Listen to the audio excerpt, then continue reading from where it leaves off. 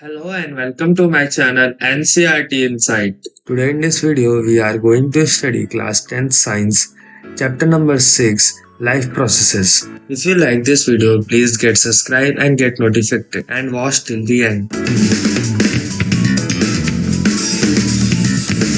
चलिए समझते हैं अपना पहला topic life processes. Life processes क्या होते हैं? पहली चीज, ऐसी एक्टिविटीज जिन एक्टिविटीज को अगर आप परफॉर्म करते हैं अपने डेली बेसिस पे तो वो एक्टिविटीज आपकी लाइफ को सस्टेन और मेंटेन रखती है। फॉर एग्जांपल ट्रांसपोर्टेशन सिस्टम, और इसके और भी बहुत सारे टाइप्स होते हैं। जैसे पहला अपना न्यूट्रिशन, दूसरा डाइजेशन, रेस्पिरेशन और एक्सक्रीशन। चलिए सबसे पहले समझते हैं न्यूट्रिशन को।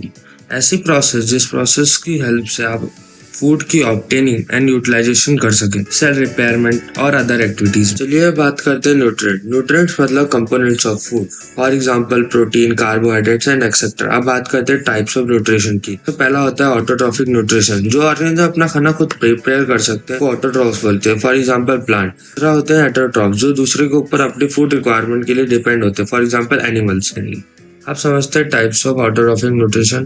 पहला photo autotrophic nutrition, the organism which prepare their own food using light.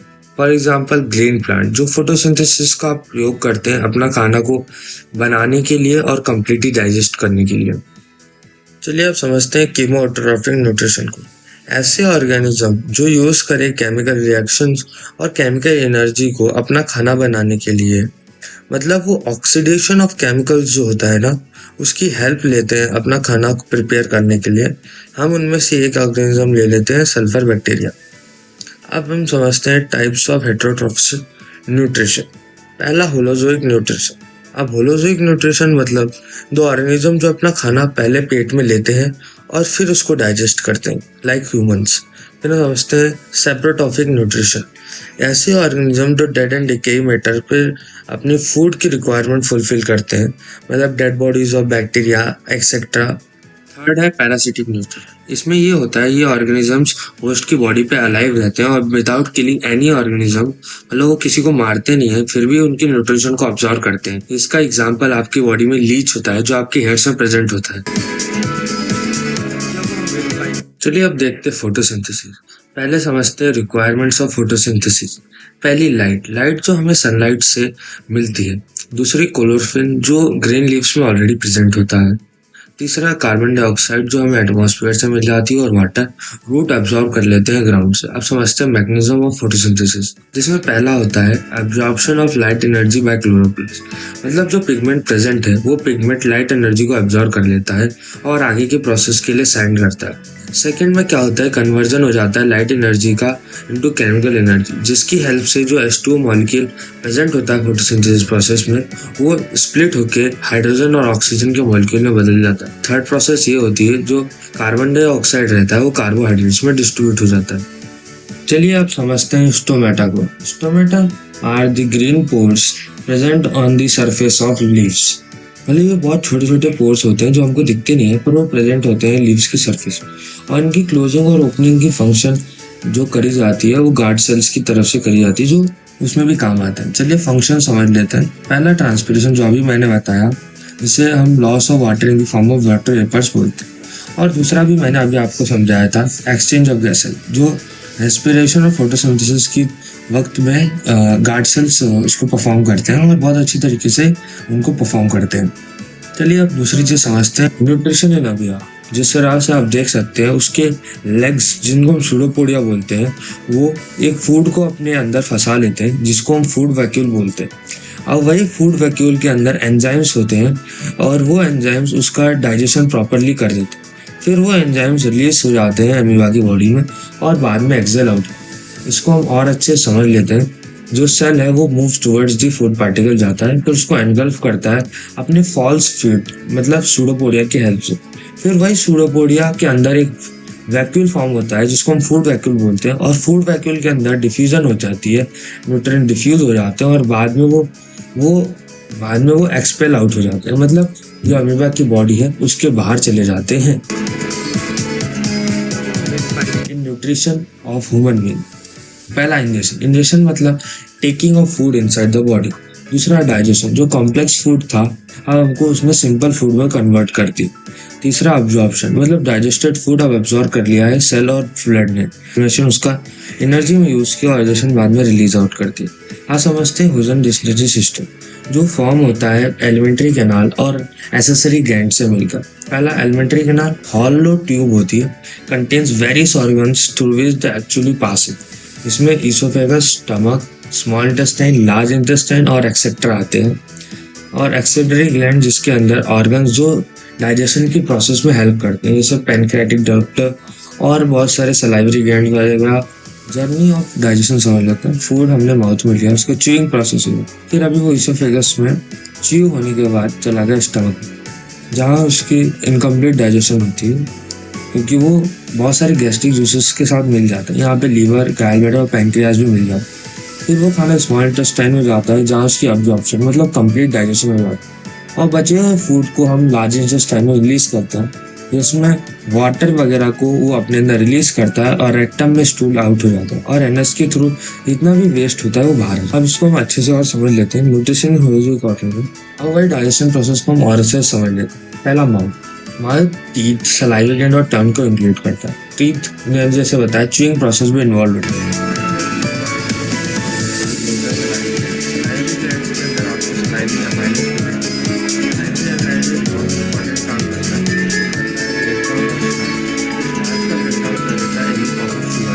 अब बात करते हैं इसोफेगस की। अभी हमने जो खाना माउथ के अंदर च्यू किया, अब वो पहुंच जाता है हमारे फूड पाइप मतलब इसोफेगस में।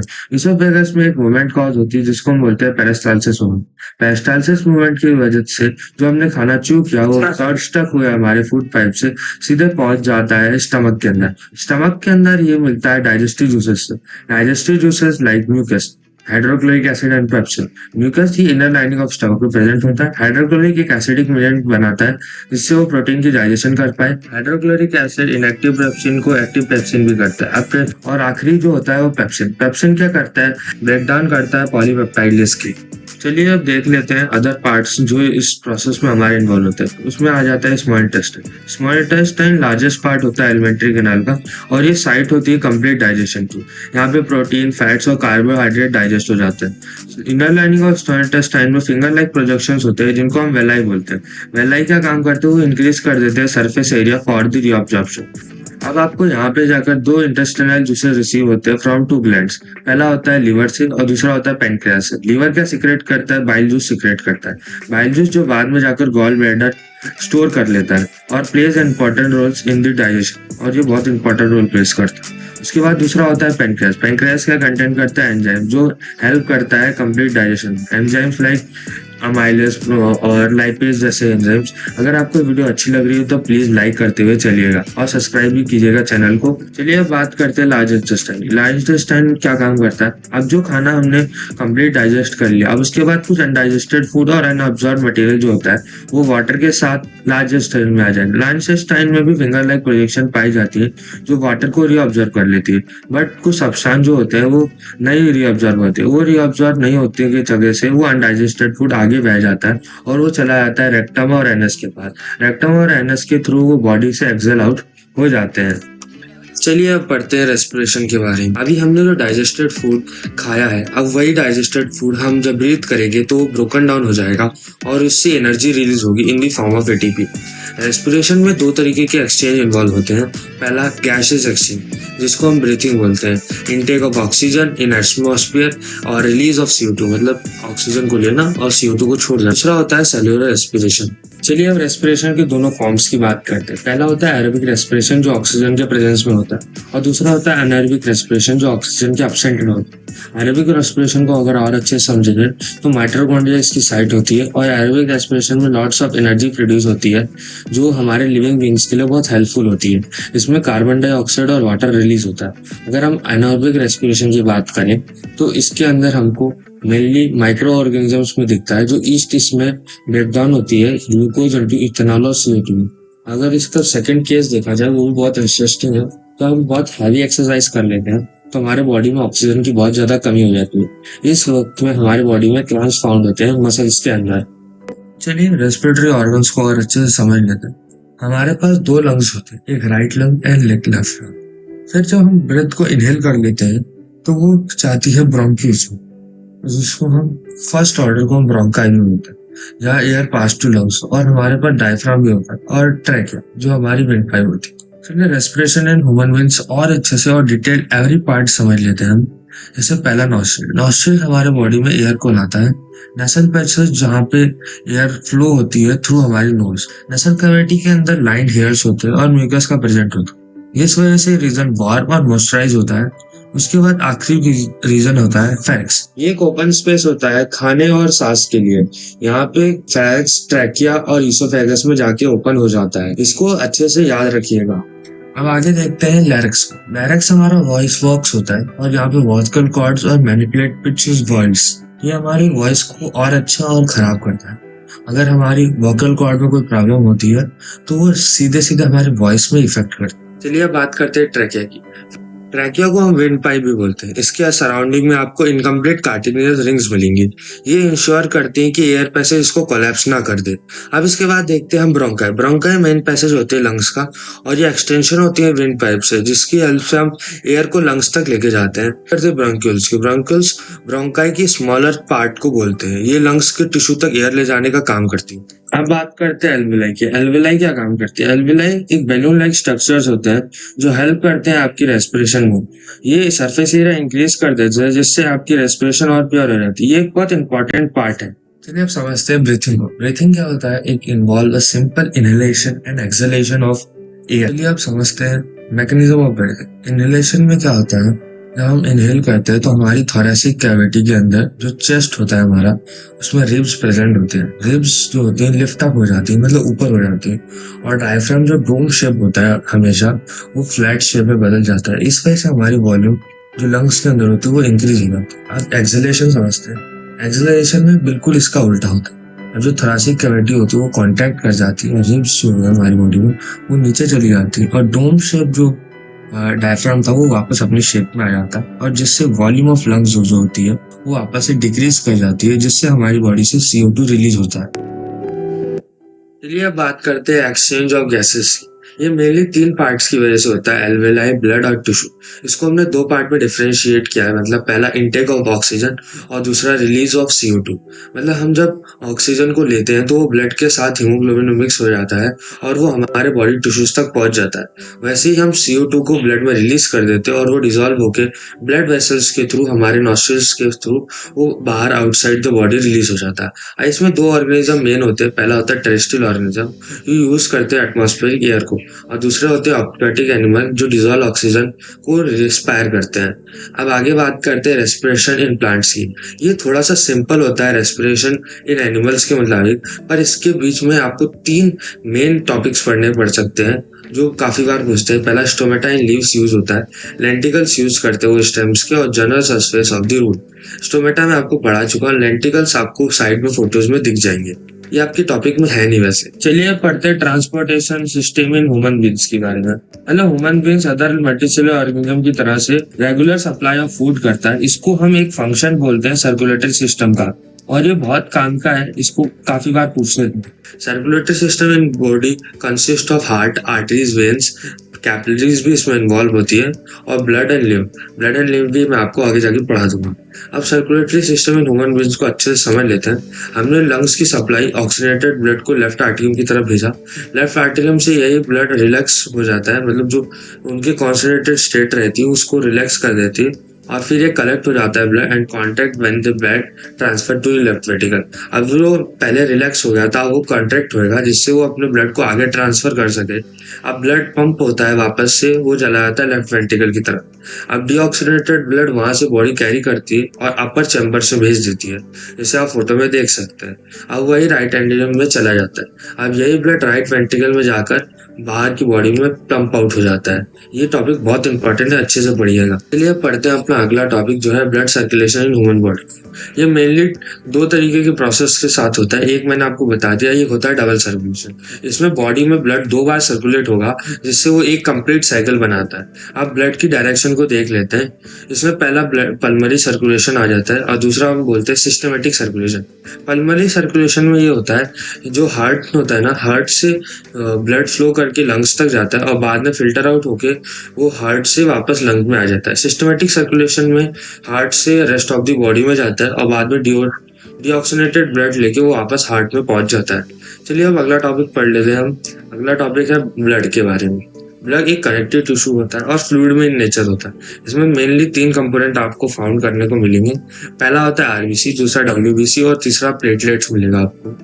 आरबीसी मैंने जैसा बताया, it's carry O2 and CO2। मतलब वो ऑक्सीजन और CO2 को लेके आएगा और इसके पिगमेंट पे आपको हीमोग्लोबिन नाम की चीज मिलेगी। इसी वजह से ये रेड कलर की दिखती है। डब्ल्यूबीसी आपको डिफेंस मैकेनिज्म में आपको हेल्प करेंगे। अब बात करते हैं लिम्फ के बारे में। ये एक येलोइश फ्लूइड होता है जो ब्लड कैपिलरी से स्केप करके इंटरसेलुलर स्पेसेस में जाता है। ये लेस प्रोटीन होता है और इसमें कोई भी न्यूक्लियस प्राइज नहीं होता है। इसके बारे में अगर आपको और भी अच्छे से जानना है तो इस क्लास में नहीं, आपको हायर क्लासेस में इसके बारे में अच्छे से पता चलेगा। और ये टॉपिक को आप अच्छे से समझ पा रहे हो तो प्लीज इस चैनल को लाइक करते हुए चलिएगा और सब्सक्राइब भी करिएगा। इस चैनल को ग्रोथ करने में आपकी बहुत हेल्प होगी। अब हम देख लेते हैं टाइप्स ऑफ ब्लड वेसल्स। इसमें 2 तरीके के ब्लड वेसल्स आते हैं, एक होता है आर्टरी और दूसरे होते हैं वेन्स। आर्टरीज हमेशा ऑक्सीजनेटेड ब्लड लेके जाते हैं, पर इसमें एक एक्सेप्शन आता है, पल्मोनरी आर्टरी। और दूसरे होते हैं वेन्स जो हमेशा डीऑक्सीजनेटेड ब्लड लेके जाते हैं, पर उसमें एक ही एक्सेप्शन पाया जाता है, वो होता है पल्मोनरी वेन्स। इसको अच्छे से समझ लीजिए और नोट कर लीजिए। और चलिए अगला टॉपिक हम पढ़ते हैं जो है ट्रांसपोर्टेशन इन प्लांट्स का। ये देयर में 2 मेनली कंडक्टिंग पाथवेज की वजह से होता है। पहला जाइलम जो हमको वाटर और मिनरल्स का पाथवे कराता है रूट और पुल प्रेशर की वजह से, इसको हम ट्रांसपिरेशन प्रेशर भी बोलते हैं। और दूसरा होता है फ्लोएम जो कैरी करता है फोटोसिंथेसिस को लीव्स के अदर पार्ट्स तक। मतलब वो अच्छे से रूट्स को वाटर प्रोवाइड करता है और फूड भी प्रोवाइड करता है। आप ट्रांसपोर्टेशन और उसके फंक्शन देख लेते हैं। पहला इसमें लॉस ऑफ वाटर हो जाता है in the form of water vapours. मैंने आपको स्टोमेटा का फंक्शन भी बता दिया था जो दोनों सेम होते हैं। अब इसमें एक और फंक्शन होता है, पहला अब्जॉर्प्शन होता है अपवर्ड वाटर मिनरल्स का, क्रिएटिंग फूड प्रेशर जो मैंने अभी आपको बताया। और इसमें टेम्परेचर रेगुलेशन किया जाता है। इसमें एक मेन चीज आती है ट्रांसलोकेशन। ट्रांसलोकेशन मतलब फूड का ट्रांसपोर्टेशन, इसको हम ट्रांसलोकेशन बोलते हैं। चलिए अब हम किडनी को अच्छे से पढ़ लेते हैं क्योंकि उसके बाद हम पढ़ेंगे एक्सक्रीटरी सिस्टम। इसमें आप 2 किडनीज देख पा रहे होंगे, ये बीन शेप किडनीज होती हैं। जिसके बाद आप यूरेथ्रा देख पा रहे हैं, ये ट्यूब होता है। उसके बाद यूरिनरी ब्लैडर और एक एनस, जिसको हम यूरेट्रा भी बोलते हैं। अब इसको और अच्छे से और अंदर समझ लेते हैं इसमें क्या होता है। इसमें आपको ब्लू ब्लू दिख रही है, ये वेन्स होती हैं। ये ब्लड यहाँ तक लाएंगे। ब्लड मतलब ये फिल्ट्रेशन। और ये साइड में आपको नेफ्रॉन दिख गया होगा। चलिए अब इसको स्ट्रक्चर हमने अच्छे से समझ लिया है। अब एक्सक्रीटरी सिस्टम के बारे में और अच्छे से पढ़ लेते हैं। चलिए अब बात करते हैं एक्सक्रीशन की। एक्सक्रीशन एक ऐसा प्रोसेस है जिसमें आप अपने बॉडी के मेटाबॉलिज्म वेस्ट और नॉन यूजफुल सब्सटेंसेस को अपने बॉडी के बाहर भेजते हैं, मतलब आउटसाइड द बॉडी करते हैं। इस फंक्शन को कंप्लीट करने के लिए बहुत सारे पार्ट्स एक साथ रन होते हैं। चलिए उन पार्ट्स की एक्सप्लेनेशन देखते हैं। उसमें पहला होता है किडनी। किडनी क्या करता है? फिल्ट्रेटिंग वेस्ट मटेरियल करता है, टॉक्सिक सब्सटेंस को आउटसाइड द बॉडी करता है, रेगुलेशन ऑफ ऑस्मोमोलैरिटी करता है। और इसी किडनी के अंदर टाइनी फिल्ट्रेशन यूनिट पाए जाते हैं जिनको हम नेफ्रॉन बोलते हैं। सीबीएसई इस पे काफी बार क्वेश्चन पूछ चुका है। अब दूसरी चीज होती है यूरेटर। यूरेटर एक डक्ट होती है जो यूरिन को यूरिनरी ब्लैडर तक लेके जाती है।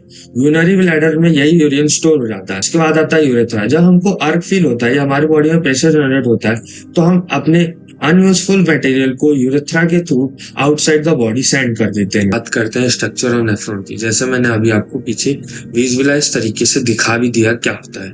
इसके फंक्शंस काफी बार सीबीएसई पूछता है। पहला एक्सक्रीशन ऑफ नाइट्रोजनस वेस्ट करता है, दूसरा वाटर और आयनिक बैलेंस अपनी बॉडी में मेंटेन करता है, जिसको मैंने अभी आपको ऑस्मिक रेगुलेशन के नाम से बताया।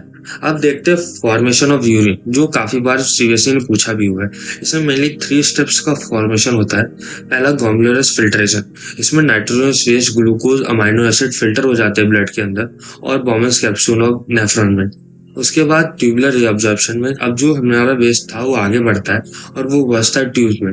वहां पे ट्यूबुलर रीअब्जॉर्प्शन होता है। जो यूजफुल सब्सटेंस होता है वो हम वापस रीअब्जॉर्ब कर लेते हैं, जैसे ग्लूकोज, अमाइनो एसिड्स। और जो नॉन यूजफुल सब्सटेंस होता है वो सीक्रेट कर देते हैं, जिसमें यूरिया आता है। Excretion in plants different strategies को फॉलो करता है डिफरेंट प्रोडक्ट को रिलीज करने के लिए। इसमें हम पहली बात करते हैं ऑक्सीजन और कार्बन डाइऑक्साइड की, जो स्टोमेटा के थ्रू रिलीज होता है। एक्सेस वाटर जो होता है वो ट्रांसपिरेशन के थ्रू वाटर वेपर्स में रिलीज हो जाता है। उसके बाद जो प्लांट्स में ओल्ड लीव्स और ओल्ड फ्रूट्स होते हैं वो सॉइल में जाकर रिऑब्जॉर्ब होते आते हैं। उसके बाद जो गम्स और रेजन्स होते हैं हम उसको यूज कर लेते हैं अपने डिफरेंट प्रोडक्ट बनाने में। उसके बाद जो और भी सामान है वो वही सॉइल रिऑब्जॉर्ब कर लेती है। अब अपना आखिरी टॉपिक है हेमोडायलिसिस। हेमोडायलिसिस ये होता है purification of blood with the use of artificial kidney. जिन लोगों की किडनी खराब हो जाती है वो लोग इसकी हेल्प से अपने ब्लड को फिल्टर आउट करते हैं। अब आपका ये चैप्टर कंप्लीट हो चुका है with detail explanation of every topics. If you like this video please subscribe करें और लाइक करके जाएं।